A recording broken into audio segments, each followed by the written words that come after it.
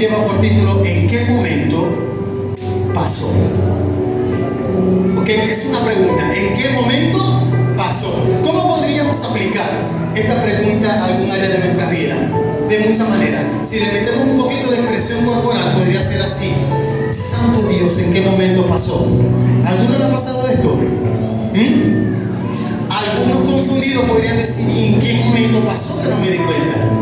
Ahí cambia un poquito quizás el direccionamiento, pero quiero que preste atención, porque hoy el Señor ha de hablar a su vida.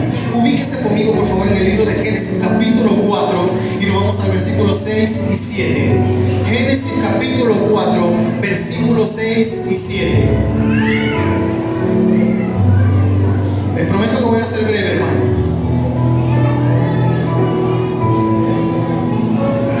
Amén. Ya lo tenemos. La pastora Serena, acérquese aquí, una valiente, venga, que tiene buena visión, porque la estoy viendo ahí que tiene buena visión y tiene voz de trompeta. Ella va a leer la versión Reina Valera, ¿verdad que sí? Y todos prestamos atención. Capítulo 4 de Génesis, versículo 6.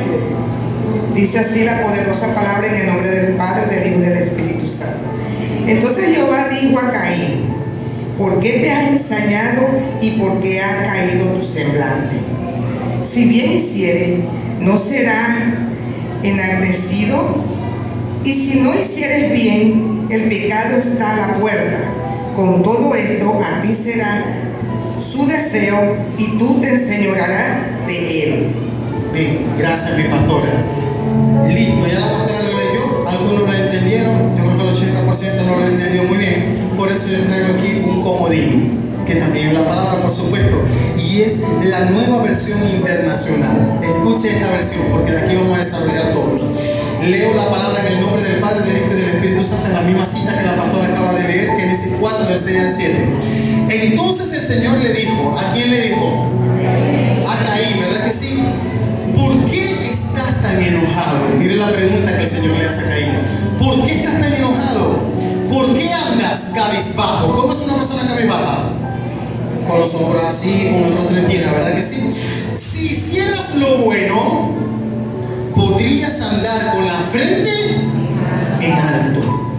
Pero si haces lo malo, Caín, el pecado está a la puerta, cerquita de ti, para dominarte. No obstante, tú puedes dominarlo. Ay, Dios mío. No obstante, tú puedes dominarlo. Y ahí es donde yo me voy a enfocar en esta mañana. ¿Sabe? Para desarrollar este tema de en qué momento pasó, venían a mi mente muchas experiencias vividas. Y en el año 1998, como en el mes de julio, no sé cuándo se celebra el mes de los padres, junio. En junio del 1998 recibimos una invitación de un hermano de mi mamá, uno de sus hermanos mayores. No sé si mi hermana Milú recuerda aquel episodio. Nos invitan a la casa del Día del Padre para compartir en familia. Iban a hacer una sopa como la familia zuliana lo hacemos y pasar todos juntos el Día de los Padres en casa de mi tío. Para aquel entonces mi papá aún estaba vivo y mamá también. Y nos fuimos todos a la casa de mi tío Roberto, en el municipio de San Francisco. Llegamos a su casa, mi tío tenía un abasto tan grande como el abasto Rodríguez, un abasto muy grande, muy fructífero, y ese día el abasto estaba abierto. Mientras tanto, la casa del que era muy amplia, en la parte de atrás estábamos todos reunidos, disfrutando de la sopa. Los papás jugaban a dominó y los que estábamos más pequeños, yo tenía apenas 14 añitos, estábamos quizás jugando a fútbol, a la pelota allá con los primos. A golpe, no sé si 1 o 2 de la tarde aproximadamente, porque ya no recuerdo con detalle, entran hacia la casa 7 individuos. 7 personas entran a la casa a las 2 de la tarde. Ahora, ¿qué cree usted que puede pasar un día de la madre o un día del padre que cae domingo a las 2 de la tarde en el Maracaibo o en el estado Zulia? Si usted me pudiera ayudar a describir un escenario como eso, hay música, pareja, sopa, gente cocinando, gente por la calle, hijos llegando con los regalos. O sea que es un momento muy poblado, vamos a decirlo así. Pero a las 2 de la tarde entran estos 7 sujetos a la casa de mi tío. Mi tío está sentado jugando dominó, papá está jugando dominó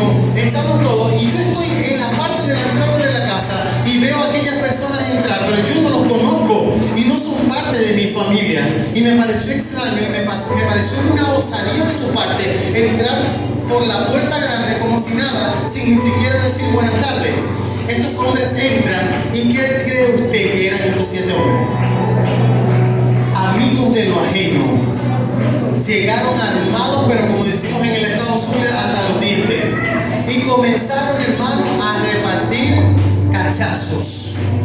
A mi papá le dieron, a unos cuantos más, a una hermana de mi mamá que los nervios la dominaron, comenzó a gritar en medio del pasillo de la casa y le metieron un cachetón que la tiraron. Imagínese usted todo esto.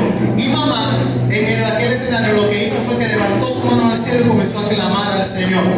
Mamá comienza a clamar. Fue un episodio de unos minutos bastante duro para nosotros, llenos de pánico, de incertidumbre y de mucha confusión. Pasaron, no sé, 3, 4 minutos, aquellos hombres despojaron a toda la familia de lo que tenían que despojar. En el negocio se llevaron quizás las remesas del día, más lo que mi tío puede tener guardado. Comenzaron a llevarse muchas cosas y comenzaron a derribar y a destruir otras. Y salieron. Después que esa gente sale y se va, mire, no había ningún vecino, yo no sé si por temor o no sé qué, se acercara a tendernos la mano y vieron todo lo que estaba aconteciendo.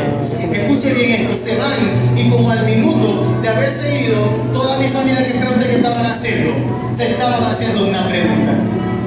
Todos nos hacíamos una pregunta. ¿Y cuál creo que era la pregunta? ¿En qué momento pasó? ¿Cómo no nos dimos cuenta? Dios mío, 2 de la tarde, entraron, abrieron la puerta y nosotros, o sea, los vecinos, nadie se dio cuenta. Y mientras estábamos hablando de eso, hermano, nuevamente regresa la pesadilla. No sé si mi hermana se acuerda. Uno de ellos se regresó porque se le olvidó que había un equipo de sonido nuevo y vino por el equipo de sonido. Padre Santo, nosotros no podemos creer aquel escenario. Y les cuento esto, hermano, hoy como un hecho increíble porque aconteció. Pero cuando nosotros comenzamos a preguntarle a mi tío, ¿pero qué pasó? ¿En qué momento pasó esto? ¿Cómo ninguno nos dimos cuenta? Y mi tío dice, hay un detalle, porque es que siempre hay un detalle. Nada es sorpresivo y acá es donde me voy a enfocar el día de hoy. Cuando algo pasa en tu vida, existe lo que se llama síntomas e indicadores. Y es de eso de lo que yo vengo a hablarles el día de hoy. Mi tío dijo, lo que pasa, sobrino, es que el martes, era domingo apenas, el martes, hace 5 días atrás, en la madrugada comencé a escuchar unos ruidos, sobrino. Y como comencé a escuchar unos ruidos alrededor de la casa, ¿verdad? Yo vine y decidí utilizar una mentira. Y la mentira que comencé a utilizar fue que le dije a mi esposa, Nelly, sácame la pistola, sácame el fusil, sácame el revólver, la metralleta, haciéndole creer a los amigos de los ajenos que él estaba cargado de varias herramientas de armas de fuego. Y resulta que mi tío la tenía, pero ni siquiera una onda para vencer a un Goliat. Y estos hombres esperaron toda la madrugada del día martes, que hablamos 5 días antes. Y mi tío, cuando decidió abrir la ventana, creyendo que todos se habían ido, miren cómo lo estaba esperando. El primer atentado se lo hicieron 5 días antes del Día de los Padres, un martes en la madrugada. Los amarraron a todos, se les llevaron gran parte de la casa. 5 días después, estando nosotros presentes, aconteció lo que les conté. Cuando él me decía en qué momento pasó, cuando quizás en mi luz decía en qué momento pasó, cuando mi mamá y mi papá se preguntaban en qué momento pasó esto, mi tío tenía la respuesta, porque él sabía que hacía poquitos días ya habían tenido el primer atentado. Y siempre hay alguien de nosotros que sabe en qué momento pasó. Ahora nos vamos a la Escritura. En la Escritura nos conseguimos un escenario en el que el Padre, y quiero que presten atención acá, el Padre está teniendo una conversación. Y para que una conversación se genere, se necesita un emisor y un receptor, ¿verdad que sí? El emisor es el que transmite el mensaje, el receptor es el que lo recibe. Pero para que una comunicación sea efectiva, tiene que ser bidireccional. Alguien habla como el pastor me está hablando y los demás escuchan. Y en su momento alguien levanta la mano y dice, yo quiero intervenir, pastor, yo hago silencio y yo lo escucho. Eso es una comunicación efectiva. Y en aquellos tiempos había comunicación efectiva del Padre tanto con Adán, como con Eva, como con sus hijos. Bíblicamente lo podemos demostrar. El Señor tiene una conversación con Caín. Miren lo interesante. ¿Con quién tenía la conversación? Con Caín, el que todos conocemos por su antecedente negativo. Pero el Señor le dice, Caín, Caín, me estoy preocupado. Voy a hablarle maracucho. Caín, me estoy preocupado por vos. Caín, lo que estoy viendo no me gusta, Caín. Y Caín le pudo haber dicho, ¿qué pasó, Señor? ¿Qué estás viendo? Yo puedo ver lo que otros no ven, Caín. Porque aunque tú digas que estás viendo, tu lenguaje corporal te delata, Caín. Caín, porque te estás comportando como aquella esposa que está molesta dentro de la casa y agarra y tira la olla y tira el vaso y tira el cepillo. Caín. Caín, tu comportamiento está dejando en evidencia que estás enojado. Caín, no permitas que el sol se ponga sobre tu cabeza, le está diciendo el Señor. ¿Sabes por qué, Caín? ¿Sabes por qué, Caín? Porque el pecado lo tienes ahí pegadito detrás a la puerta. Caín, te estoy viendo cabizbajo. Caín, tu lenguaje corporal te está delatando. Ese lenguaje corporal tuyo, Caín, me está diciendo que hay decepción, que hay frustración. Caín, estoy viendo celos. Caín, ¿usted sabe por qué Caín tenía celos, verdad? ¿Usted lo sabe? Caín tenía un hermanito brillante llamado Abel, que le ofreció una ofrenda grata al Padre, ¿se acuerdan? Pero la de Caín no fue grata, porque no fue preparada, no fue anticipada y no nació en el corazón. Entonces, el Señor le dice a Caín: Caín, estoy preocupado. Caín, el pecado quiere enseñorearse de ti. Caín, el pecado te quiere dominar. Caín, el enojo te quiere gobernar. Caín, la ira quiere tomar control de ti para que después te arrepientas, Caín. Pero ¿sabes algo, Caín? Cuando yo diseñé a tu padre y diseñé a tu madre, cuando la saqué de la costilla de tu padre, yo les di una ordenanza. Y la ordenanza que yo les di a tus padres, Caín, fue la que se enseñorearan y sojuzgaran la tierra. ¿Sabes qué significa eso, Caín? Que el timón del barco lo llevan a ustedes. ¿Sabes qué significa eso, Caín? Que yo te hice a mi imagen y a mi semejanza para que pudieras tener autoridad, pudieras desarrollar dominio propio y decir sí cuando tengas que decir sí y decir no cuando tengas que decir no. Caín, no permitas que el pecado te domine, porque yo te diseñé para que seas tú el que lo domine. Esa es la versión maracucha de lo que yo le acabo de leer. Eso fue lo que el Señor le quiso decir a Caín. Ahora, ¿qué pasó con Caín? Ayúdeme. ¿Caín prestó atención al llamado que le hizo el Padre? Caín no prestó atención, hermano. Caín comenzó a darle vuelta al asunto y a imaginarse y a pensar en el momento en el que su hermano brillaba y quizás él sentía que no. Y por permitir que una emoción tóxica lo gobernara, llegó a convertirse ¿en qué? En un asesino, y no cualquier asesino. Hermano, el primer homicidio en la escritura era un hermano, su hermano de sangre. Cuando él ejecutó esa acción, ya lo había marcado en el corazón. Ay, Dios mío. Ahora yo le pregunto a la iglesia Manuel, ¿en qué momento pasó? ¿Qué gobernaba a Caín? La ira, los celos, y lo llevaron, miren, un pecado lleva a otro mayor. Un pecado, la envidia, lo llevó a algo mayor, a convertirlo en un asesino. Ahora yo quiero que usted solito, en silencio en su mente, analice y diga en qué momento pasó. ¿En qué momento me convertí en lo que me he convertido? ¿En qué momento permití que mi corazón se llenara de amargura? ¿En qué momento me convertí en esa persona tan temerosa, tan tímida? ¿En qué momento me paralicé al punto de ver las oportunidades pasar delante de mí y no hacer nada? ¿En qué momento dejé de amar a mi hermano? ¿En qué momento comencé a sentir envidia? ¿En qué momento la murmuración comenzó a gobernarme, a dominarme y hoy por hoy me arrastra? Eso es algo que yo quiero que usted hoy pueda preguntárselo. Aquí vemos muchos matrimonios. Aquí vemos muchos matrimonios. Y usted puede ver un matrimonio acá sentado, acá agarrado de mano, lo ve muy feliz. Y el día de mañana se lleva la sorpresa. No, se están divorciando. Eso pasa en todo lugar.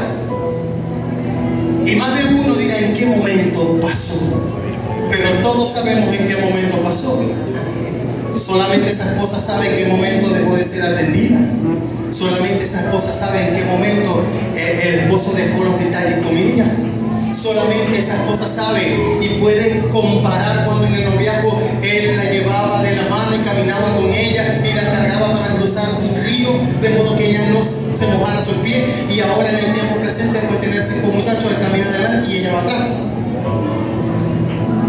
Existen los indicadores. Existen los indicadores. ¿En qué momento pasó esto en nuestra relación? Pero es que ya ni siquiera hay confianza. ¿En qué momento pasó esto en nuestra relación? Pero es que ni siquiera nos sentamos a conversar. Y todavía te preguntas en qué momento pasó. Existe algo que se llama amor y respeto. La mujer tiene la necesidad de sentirse amada, pero los hombres tenemos la necesidad de sentirnos respetados. ¿En qué momento pasó? Pues ella no me respeta. ¿En qué momento pasó? Pues entonces yo no le expreso mi amor. ¿En qué momento pasó? Yo no soy detallista, yo no soy atento. Entonces noche a la mañana. ¿Sabe por qué? Porque si algo existiera así de la noche a la mañana, entonces diríamos que nuestro Padre es injusto. Siempre van a haber señales, siempre van a ser indicadores que te van a hacer saber que por el camino que estás caminando no es el camino correcto. Siempre vas a tener la voz del Espíritu Santo que te va a estar diciendo lo que estás haciendo no está bien. El Espíritu Santo siempre te va a hacer sentir que lo que estás haciendo, si no viene de parte de Él, no está bien. Y usted lo puede certificar hoy juntamente conmigo. Entonces, colocarnos ese traje o escudarlo en qué momento pasó, no está bien hacerlo como hijos de Dios. Eva, la mamá de Caín. ¿Qué pasó con Eva, la mamá de Caín? La mamá de Caín iba y se sentaba a tomar el café con una vecina tóxica con la lengua bien larga. ¿Cómo se llamaba esa vecina? Una anaconda. ¿Ah? La serpiente, Satanás, el príncipe del chisme, de la murmuración, de la maldad, el príncipe de la mentira. Se sentaba a conversar con él. La palabra nos reseña qué tiempo pudo haber tenido Eva de conversación con la serpiente. A mí no me asombra, escuche bien, que en aquel tiempo Eva no se asustara de conversar con una serpiente, porque en aquel entonces la serpiente tenía la pata, caminaba. No sabíamos si hacían, mire, o el tarrequín y demás. No, porque ellas fueron sentenciadas a arrastrarse producto de lo que pasó con Adán y con Eva. Pero imagínese usted aquel escenario, llegando a la serpiente caminando a sentarse a tomar el café con Eva y Eva la escuchaba. Las mujeres tienen una gran virtud, pero es un arma de doble filo. Si no le saben dar buen uso, la mujer es especialista en socializar. Y eso es hermoso. La mujer rápidamente llega a un entorno y crea una atmósfera, cruza sus piernas rápido con una sonrisa y genera, mire, comunión entre los que están. Los hombres son un poco más reservados. Pero a la mujer se le hace muy fácil hablar. Se dice científicamente que pueden hablar hasta 30.000 palabras por día. La mujer, imagínese usted a Eva la cantidad de palabras que estaba utilizando con la serpiente. La serpiente primero le dio dulcito. La serpiente le dio dulcito. Porque Eva en su momento quizás dijo en qué momento pasó. No, Eva, recuerda que tú te sentabas a tomar el café con ella. Recuerda que tú prestabas tu oído, Eva, para escuchar lo que no te edificaba. Recuerda, iglesia, que si estás en la posición que estás, que no te agrada, o en una posición que es deplorable, ha sido única y exclusivamente porque tus ojos han visto lo que tú has querido ver. Porque no has interrumpido de ninguna manera aquello que no trae bendición a tu vida, sino que te lleva al retroceso. No podemos decir en qué momento pasó, en qué momento mi matrimonio se estaba acabando, cuando tú, hombre que estás en este lugar, estabas teniendo una relación paralela. No puedes decir en qué momento pasó, cuando en tu lugar de trabajo estabas coqueteándole a otra persona. No puedes decir en qué momento pasó cuando estás jugando con fuego, porque el que juega con fuego más temprano que tarde se quema.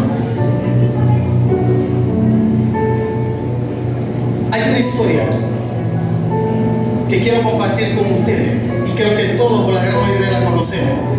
Y es la historia de que lo utilizamos como un refrán, no sé si en Venezuela y en Latinoamérica, pero al menos en Venezuela se utiliza. Y cuando aparece un hermano en la casa del Señor, que usted tiene 2 meses que no lo ve, o se fue en noviembre, por ahí como el 15, 18 de noviembre, no había venido más, y vuelve a casa, hay personas que son así, y dicen, hermano, estábamos perdidos que el hijo de Libre. Le decimos, ¿por qué? Porque teníamos 2 o 3 meses que no lo veíamos. Se pudiera utilizar el famoso dicho, más perdido que el hijo de Libre, cuando usted va manejando un vehículo con una persona, usted va de copiloto y usted le dice a la persona, no sé, al Yumi, al taxista, mira, yo me voy a dirigir por allá hasta Chino Julio, y cuando usted va rumbo a Chino Julio, que no sé ni dónde queda, de pronto está viendo que el hombre está ganando por San Francisco. Entonces usted dice, no, usted está más perdido que el Libre, porque para acá no queda la dirección. O sea, muchas personas utilizan ese término de una manera equivocada, y ya después de hoy yo seguramente no lo voy a usar más. Porque el pastor se puso a investigar de dónde provenía el famoso dicho de más perdido que el hijo de Libre. Y me consigo un escenario en el año 1928 que fue real. En 1928, un famoso piloto llamado Charles Lindbergh, de Nueva Jersey, Estados Unidos, cumplió una gran hazaña. Y era que para ese entonces todavía ningún piloto había logrado cruzar el Atlántico sin hacer escalas. En 33 horas le fueron suficientes como hazaña a Charles Lindbergh para atravesar el Atlántico en una avioneta. Esto rápidamente en Estados Unidos explotó en todos los medios de comunicación y el hombre salía en primera plana, en el New York Times y todos los demás.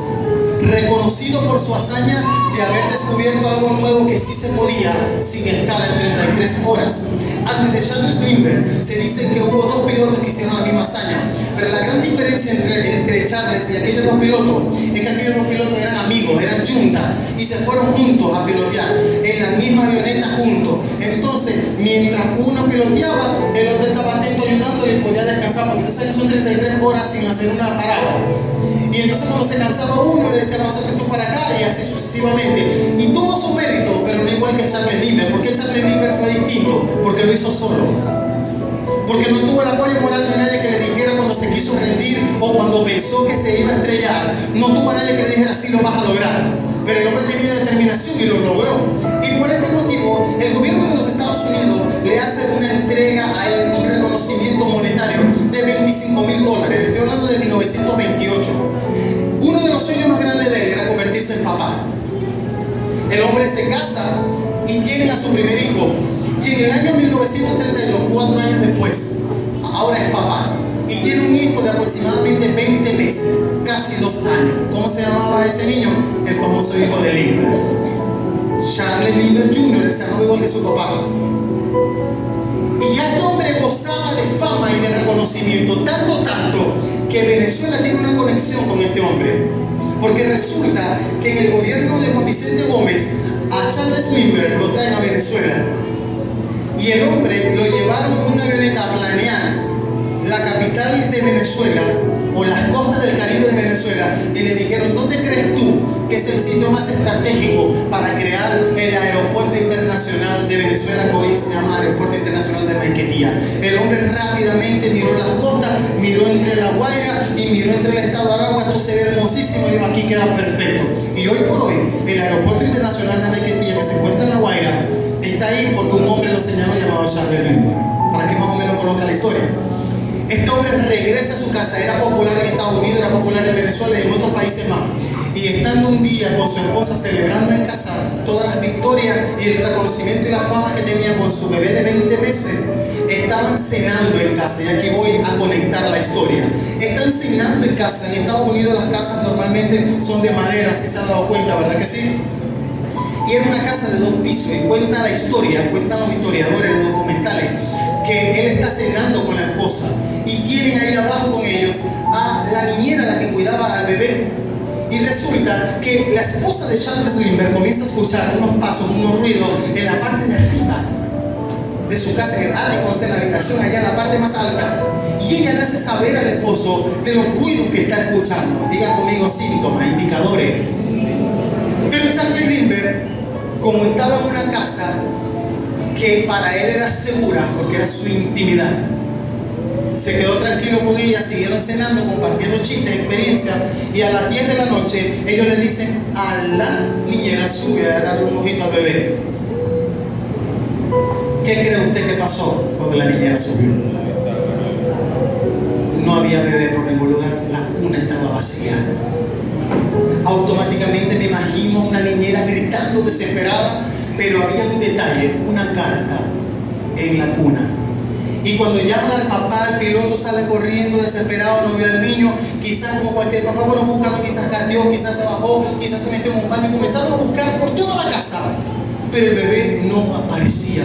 Es entonces cuando rápidamente llaman a las autoridades y él le dice, ya hay un sobre, yo no me atrevo a abrirlo, por favor vengan, esperen, no vaya a abrir ese sobre. Y cuando llegan los cuerpos policiales, abren el sobre, y cuando abren el sobre están pidiendo una recompensa. Hola, nosotros tenemos a tu bebé, que es muy importante para ti, que es tu primogénito, y si lo quieres de vuelta deben entregarnos $50,000. El hombre se había ganado 25,000 en la hazaña que le comenté, pero no están pidiendo $50,000. Como todo papá, cualquiera de nosotros lo haríamos, daríamos lo que tenemos y lo que no tenemos por un hijo. Él decidió entregar los $50,000 y le dijeron, lo vas a dejar en una zona boscosa. Él fue hasta el lugar donde le dijeron, deja la cantidad. Eso fue entre el 1 y 2 de marzo de 1932, y resulta que pasaron las 24, 48, 72 horas y él esperando a cambio. ¿Qué esperaba él a cambio después de dejar los $50,000? Ver el rostro de su bebé. En el 1932 no existía la tecnología que tenemos hoy como para pedir una muestra de fe, muéstrame al bebé, o por teléfono con él hablar. No existían aquellos medios. Solamente tenía que confiar en la palabra que le estaban dando los amigos de lo ajeno.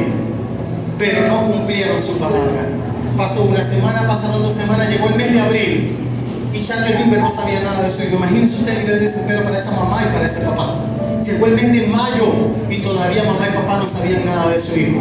Pero después de hacer una búsqueda profunda, el 12 de mayo, muy cerca de la casa donde ellos vivían, escuche bien esto, muy cerca de la casa donde ellos vivían, consiguieron el cuerpo en estado de descomposición de un bebé que había recibido un golpe muy fuerte en su cráneo y alegaron que era el bebé Lindbergh. Es por eso que hoy la gente le dice, se atreve a afirmarle a alguien, aquí no hay nadie, se atreve a afirmarle a alguien y decirle, estamos perdidos que el hijo de Lindbergh. Cuando usted le dice eso a alguien, usted le dice, tú estás sentenciado a muerte. Ya después de hoy usted va a saber la responsabilidad de lo que sale de su boca. Ahora, yo no vine acá a contar la historia de Chandler Lindbergh y cómo piloteaba los aires. ¿Qué me llamó la atención a mí de este hombre? Que en su casa, en su intimidad, y yo no sé cuántos están de acuerdo conmigo, pero yo en mi casa tengo la libertad de hacer lo que no puedo hacer aquí. Como por ejemplo, ¿cómo así, pastor? ¿Usted tiene doblez? No, yo no tengo doblez, hermana, pero yo quiero, me voy a quitar los zapatos y el pantalón y nos vamos a quedar en boxer delante de usted. No es ético y no está bien, pero en mi casa sí lo puedo hacer. En mi casa lo hago. ¿Por qué lo hago en mi casa? Porque es mi lugar mi zona de seguridad. Y ese hombre, dentro de su aparente zona de seguridad, le tocó hacerse una pregunta, hermano Gales. ¿En qué momento pasó? Ay, Dios mío. Diga, yo soy un templo. Diga conmigo, yo soy un templo. Somos templo y morada del Espíritu Santo. Pero a más de uno de nosotros, hermanos, han llegado los amigos del vaquero a sabotear y a boicotear el territorio que el Señor te entregó. A aquel hombre le vulneraron su seguridad. Quizás no tenía hasta funcionarios de seguridad para porque era un hombre reconocido, pero aún así lograron penetrar. Quizás había una puerta abierta, quizás estaban estudiando la casa y viendo una debilidad o un descuido para entrar por ahí. ¿Lo lograron, sí o no? Lastimosamente lo lograron y la vida del bebé se fue de la tierra, pero sabemos que está la presencia del Señor. Escrito no hay pérdida sino ganancia. Pero eso nos deja una gran enseñanza a nosotros como iglesia. Aún en tu lugar aparentemente seguro tienes que cuidarte, hermano, porque aquí hay caminos que al hombre le parecen derechos, pero su fin puede ser un camino de muerte. Eva se confió demasiado y por confiarse demasiado terminó siendo dominada. ¿Por qué? Por la curiosidad, hermano. La curiosidad que dice que mató al gato. La serpiente le decía, chica, pero mira el fruto ese. Si tú pruebas ese fruto, te va a poner más hermosa de lo que está. Si tú pruebas ese fruto, el pelo se te va a brillar. Imagínense las mujeres. Si tú te comes ese fruto, imagínate qué plasma, ni qué colágeno. Vas a mantenerte rejuvenecida 90, 60. Vas a parecer una venezolana. Y Eva se dejó engañar por lo que la serpiente le decía, por los superpoderes que iba a obtener. Vas a ser igual a Dios. Él no quiere que seas igual a Él, por eso es que te pone como esa limitación. Y la mujer fue engañada, pero fue engañada de la noche a la mañana, hermano. Yo me atrevería a decir que no, porque lo he predicado muchas veces y el pecado es un proceso y en la escuela de discipulado lo vemos y se debe y se tiene de obligación que interrumpir. Si yo no lo interrumpo, si yo no lo incomodo, las consecuencias pueden llevarme a convertirme en un personaje despreciable como lo fue Caín. ¿El Señor amaba a Caín, sí o no? Dígame, iglesia. ¿Cuál es la muestra que lo amaba? Génesis 4, del 6 al 7. El Señor le estaba diciendo, Caín, hay un diseño en tu contra, Caín. El Señor hoy le está diciendo a la iglesia, Manuel, hoy le está diciendo a unos cuantos matrimonios acá, a unos cuantos hombres acá, a unas cuantas mujeres acá, a unos cuantos jóvenes. Hoy el Señor le está diciendo, hay un diseño en tu contra. Despierta, no sigas caminando por ese lugar que estás caminando. Lo que estás haciendo a mí no me agrada, y no solamente no me agrada, sino que estás caminando dentro de una legalidad, y el Señor, escúchame bien, no se puede retractar de su palabra. Y si hay una legalidad que dice que la consecuencia del pecado es la muerte, pues el Señor hace así, miren, porque es mi decisión final lo que yo voy a hacer. Llegamos a las enfermedades porque nosotros, escúchame bien, no atendimos a tiempo lo que teníamos que atender. Yo les voy a comentar un testimonio, hermano. En el año 2024, unos días, no, muchísimas veces, mamá me decía a mí y le decía a mi Lu, llévenme para la clínica. Yo la tenía en el seguro de la empresa con la que yo trabajaba. Llévenme para la clínica. Porque es que siento, decía ella, siento como mucho ardor en mi parte renal, decía mamá, siento así como si tuviera como una arenilla. Ella siempre me hablaba de que sentía como si tuviera una infección en la orina. Y a veces uno en su ignorancia se automedica y posterga. Pero llegó el día que yo llevé a mamá y la llevé a la clínica y la vi un internista y me dijo, bueno, como ella dice que tiene esa incomodidad que siente, tenemos dos opciones: o que la vea un nefrólogo para ver si es algo renal que puede estar afectándole ahí, o puede ser que tenga limpiarse el cálculo del riñón. Bueno, la llevamos y la vio el nefrólogo. La nefrólogo que vio a mamá era una jovencita y la muchacha era pura risa y risa, una muchacha muy simpática, ella era pura risa y risa. Y a veces nosotros generamos una percepción, más que todo uno, cuando uno tiene un error, que uno dice que el médico que sabe es el más adulto. No, eso es relativo, hermano. Los médicos jóvenes tienen la tecnología a la mano, están con nuevos enfoques, o sea, eso es relativo. Ok, eso no tiene, sí tiene mucho que ver la experiencia, pero hay una generación nueva poderosa. Pero yo veo a esta doctora y ella viene y me dice, claro, ella me lo dice riéndose, ella le hicieron un ecograma a mamá de la parte renal, un Doppler creo que se llamaba, y me dice la doctora que le hace el Doppler a la mamá que está preciosa, me dice, está pero hermosa, eso está lindísimo. Pero cuando yo me voy a ver con la nefrólogo, que tengo los resultados, la nefrólogo me dice, pero es que tu mami es paciente renal. Y a mí me molestó cuando ella me dijo eso, porque me lo dijo delante de mamá y ningún médico anterior de los que me tratamos me había dicho eso. Y yo salí de ese lugar y yo hice una pausa en eso y lo conversé con la que converso todo, con mi esposa. ¿Te acuerdas, amor? Le dije a mi esposa, la doctora le dijo esto y esto y esto. Y cuando mi esposa también vio a la doctora, tuvo la misma percepción y me dijo, no, si eso se ve una muchacha, se ve que es puro maquillaje, puro peinado, no prestes atención. Vuelvo a hacer la pregunta, ¿en qué momento pasó? Pasaron 1, 2, 3, 4 meses y comienza Luz Marina Torres a manifestar unos síntomas de presión arterial, hipertensión terrible, 230, 240, 250, 260, la alta. Un día la llevaba a mi Luz, un día la llevaba yo, eso todos los días en la clínica, hasta 3 veces en la emergencia, diario. Ya no dábamos con lo que mamá tenía, le cambiaban los antihipertensivos, le subían dosis, ya no había nada que le bajara a mamá sus niveles de hipertensión y nadie tocaba el tema renal, ningún médico tocaba el tema renal, todo era vamos a controlarle la hospitalizada, vamos a controlarle esos niveles altos que tiene de presión, comenzaba a ahogarse como si tuviera un broncoespasmo, pero nadie nos decía a mi Luis y a mí y a mi hermano Melvin que mamá estaba presentando problemas renales. Pero esa doctora 4 meses atrás, con risa y todo, como un chiste, me dijo, pero es que tu mami es paciente renal. Como me los dijo de esa manera, yo no le tomé la seriedad que llevaba el asunto, hermano. Y resulta que aquella doctora que aparentemente para mí era chistosa y que la vi como medio piratonga, me estaba diciendo alerta.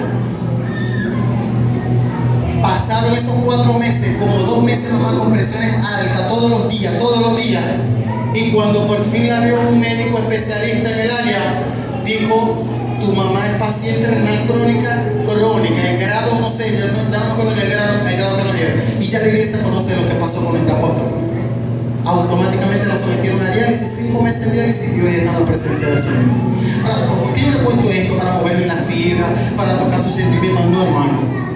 Lo estoy tomando hoy como un testimonio de los síntomas, de los indicadores cuando algo no está bien.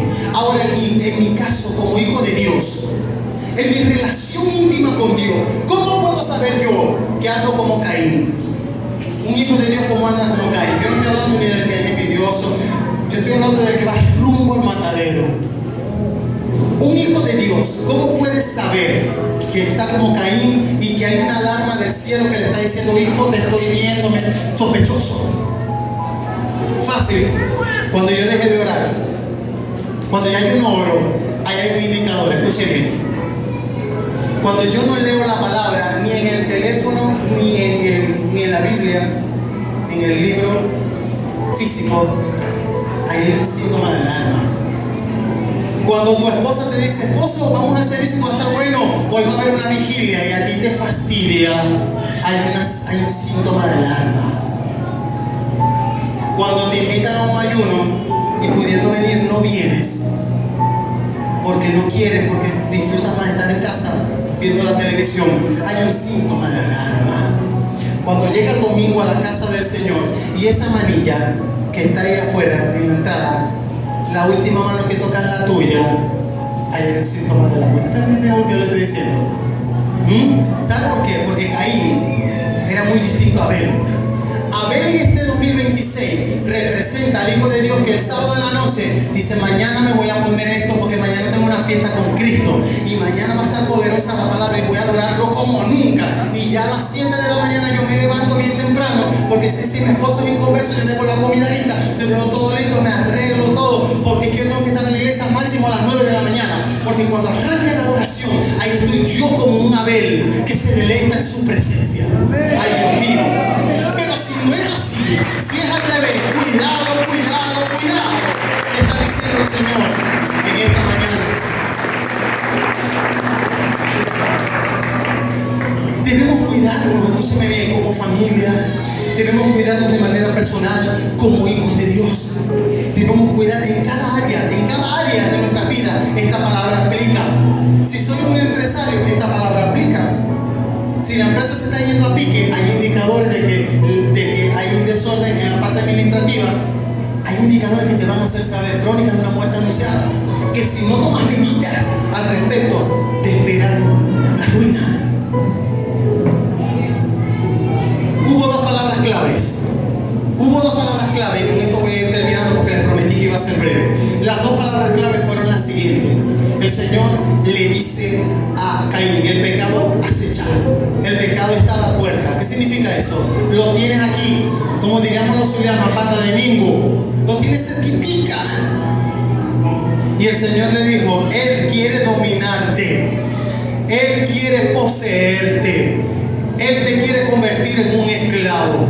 Ahora, ¿cómo se llama el que te viene persiguiendo a ti? ¿Será que el que te viene persiguiendo a ti es la lujuria, las pasiones desordenadas? ¿Será que el pecado que te está acechando a ti, escúchame bien, el pecado que te está acechando a ti es la incredulidad? Porque la incredulidad es pecado, a Dios no le agrada. Y cuestionas todo, absolutamente todo, y no crees nada. ¿Será que eso es lo que te viene persiguiendo? ¿Será que lo que te viene persiguiendo es ver la molestia de cuando tu hermano avanza en Cristo Jesús y alcanza cosas?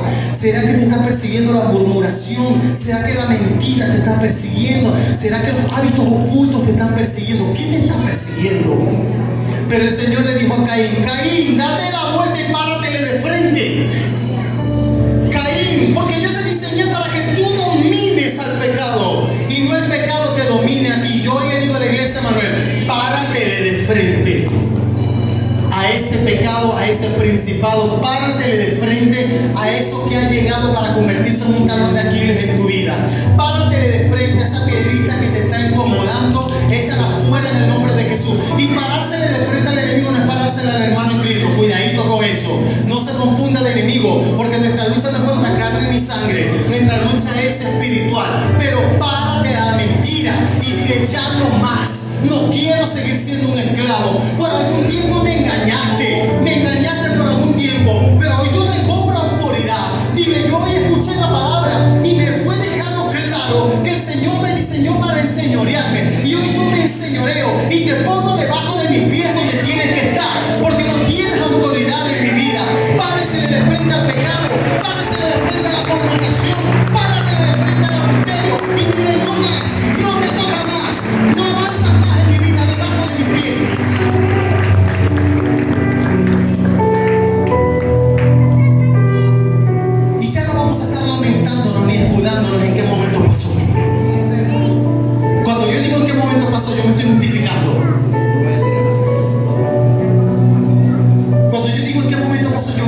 edificando.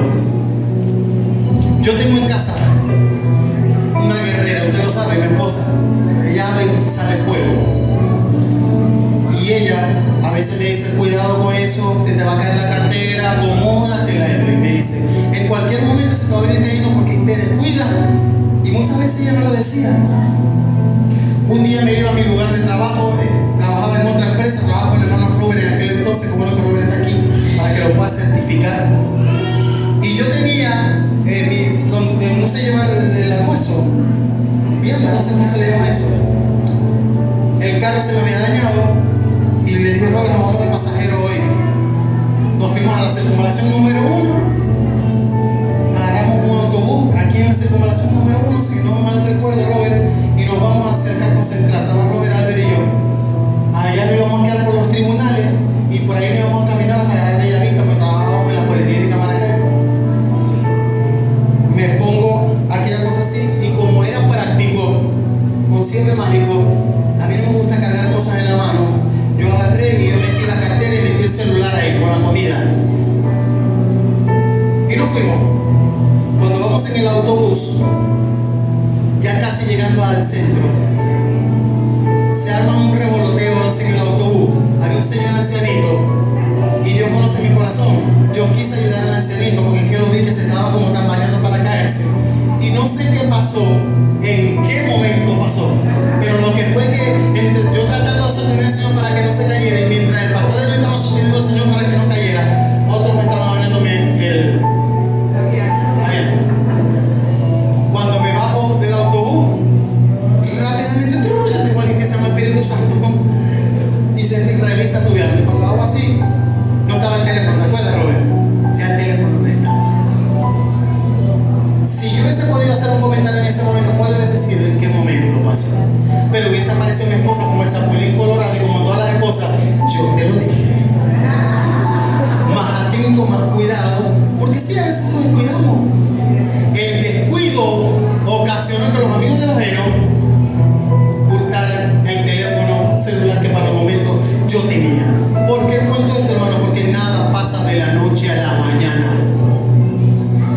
Lo que tú has estado viviendo, si estás haciendo lo que Dios no le agrada, yo estoy seguro que ya el Señor ha levantado más de una atalaya, un hombre y una mujer de Dios que te ha dicho lo que no está bien. Yo sé que más de uno ya te ha hecho saber a ti, tú le has llamado imprudencia, ¿no? Pero a veces el Señor utiliza personas de ese tipo para incomodarte y para que despiertes. Mire, va comenzando 2026. Va comenzando 2026, hermano. Vamos a cerrar el 2026 con broche de oro. Mire, cuando yo prediqué victoria sobre los pensamientos, después de esa predica, hermano, mi vida no es la misma. ¿Cómo así, pastor? Hermano, no sé cómo explicar eso, porque mi vida no es la misma. Paz total. Paz total. Todo está en manos del Señor. Yo no permito ya que piensen, no, aquí no hay espacio para ustedes. Y si yo conecto esa prédica de la victoria sobre los pensamientos, venza, con esta palabra que el pastor me está dando hoy, si yo conecto esto ahora, ¿con en qué momento pasó? Y comprendo que Dios me dio dominio propio. Con esto termino. Que lo hablaron en la escuela de discipulado en su proyecto. El dominio propio es el que te va a permitir parártele de frente al pecado y decirle a aquel que mando soy yo, porque a mí me dieron poder y me dieron autoridad desde el cielo, me lo confiaron y yo tengo la autoridad en mi boca para echarte fuera de mi casa, para echarte fuera de mi matrimonio, para echarte fuera de la vida de mis hijos. En mi casa no prospera más la maldad, en mis hijos no prospera más el pecado, en mi matrimonio no prospera más la división, porque yo soy un hijo de Dios. Yo me levanto, yo domino, yo me apodero, porque tengo dominio propio que me fue dado desde el cielo.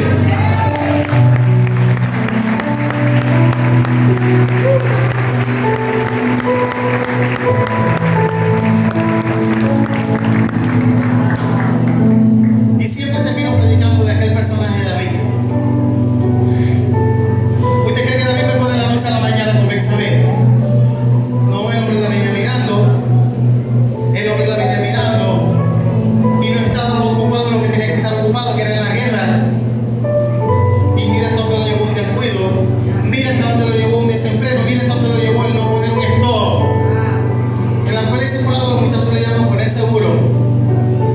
que se llama así, poner seguro a las zonas de peligro. Todos los evangélicos pentecostales que están acá tenemos zonas de peligro. Y cuidado que uno diga que no, o que lo paso aquí. Todos tenemos zonas de peligro.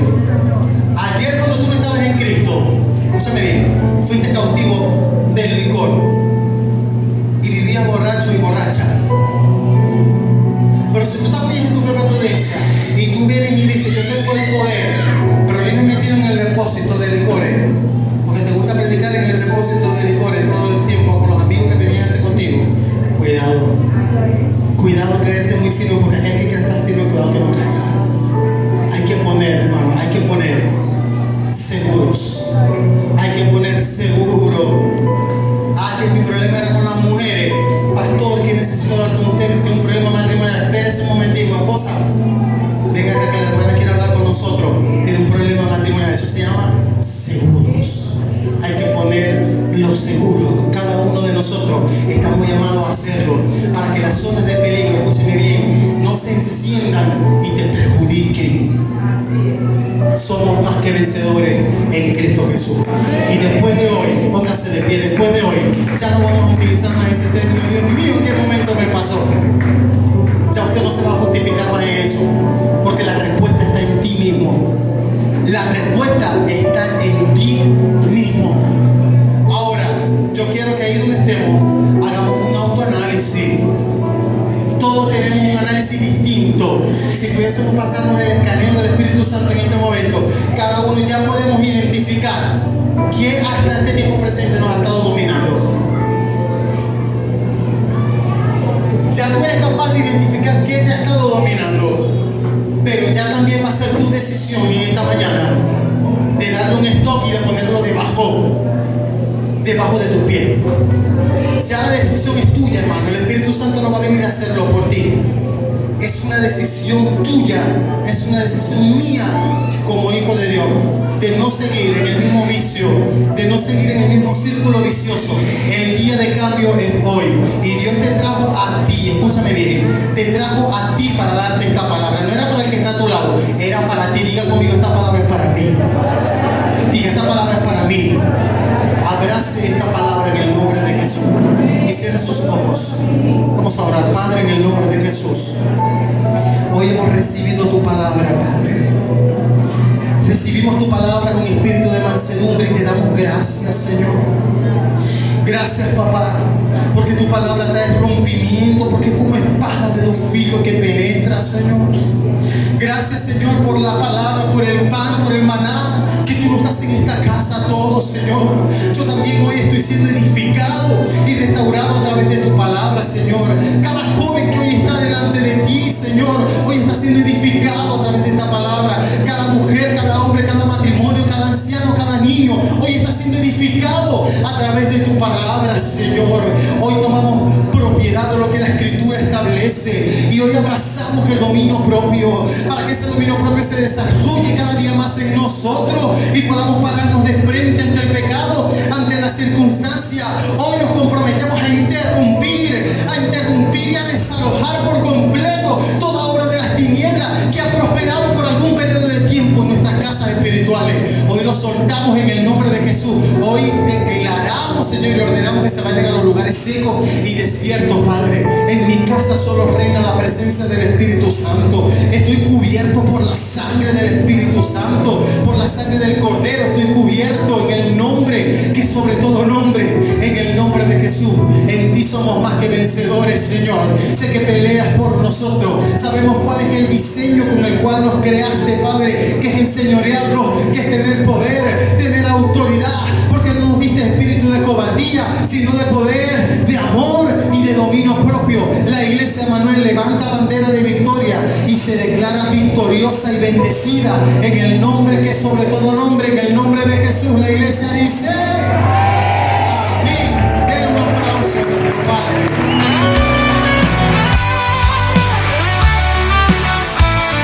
Esta es la casa del amor. Este es el lugar de la gracia, una sabiduría de lo alto, brillando en cada rostro. Emmanuel, Dios está con nosotros aquí. siente su poder, expulsa todo temor, con amor y verdad Él nos sana. Bienvenidos Emmanuel, cuerpo, espíritu y alma. Bienvenidos a Emmanuel. Somos 0% perfección, 100% amor. Tu familia de fe